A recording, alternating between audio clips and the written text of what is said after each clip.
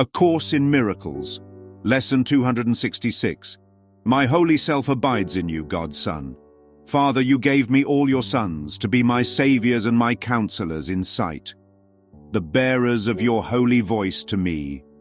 In them are you reflected, and in them does Christ look back upon me from myself. Let not your Son forget your holy name. Let not your Son forget his holy source. Let not your Son forget his name is yours. This day we enter into paradise, calling upon God's name and on our own, acknowledging ourself in each of us, united in the holy love of God. How many saviors God has given us! How can we lose the way to him when he has filled the world with those who point to him and given us the sight to look on them? Lesson 266. My holy self abides in you, God's Son. My holy self abides in another, and that abiding is the bridge back to paradise. Each brother and sister carries a light that is both candle and mirror, offering warmth and reflection at once. In seeing the holy light in another, Christ looks back and remembers what was never lost. The saviors given by the Father are not distant rescuers but present witnesses of holiness, appearing as ordinary faces and everyday acts. They show up as neighbors who forgive without sermon, friends who listen without fixing, strangers who offer a small kindness that fractures grievance. Grievances are the fog that hides these reflectors, and upset is the weather that convinces perception that form is the only evidence of truth. To lose the way is to mistake a reflected light for a shadow, and then follow that shadow as if it were the path. A Course in Miracles teaches that sight opens like a lens that rejects the ego's magnifying of hurt and invites the mind to rest in shared remembrance. These saviors look like patience offered when impatience was earned, like a quiet refusal to join accusation, like presence when loneliness expected noise. They point to the One by refusing the smallness of separation and thereby restoring the capital self to recognition. Paradise is not a future country to be reached, but a simultaneous recognition of holy presence in every face.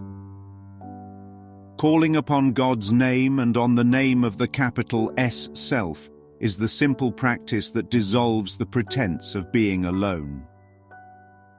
The Father gave countless saviors because each brother is an available corridor through which the holy voice speaks.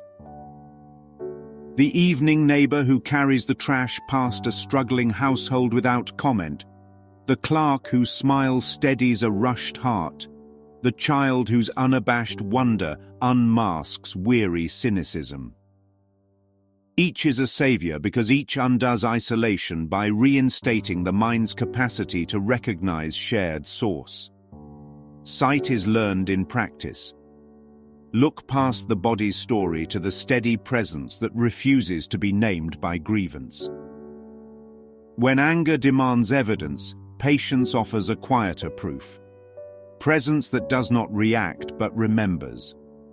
Let not the Son forget his holy name by mistaking the actor for the self, by confusing changing gestures for changeless identity. This day is entry into paradise when the capital S Self is welcomed in every face and named as witness, counselor, and friend. Imagine a room of unlit candles in mirrors. The smallest match struck by one hand lights every flame because each mirror reflects the same single light. Or imagine, if you will, a river running under many bridges. Each bridge carries walkers who believe their bridge is the river, until one looks down and recognizes the same current beneath every crossing.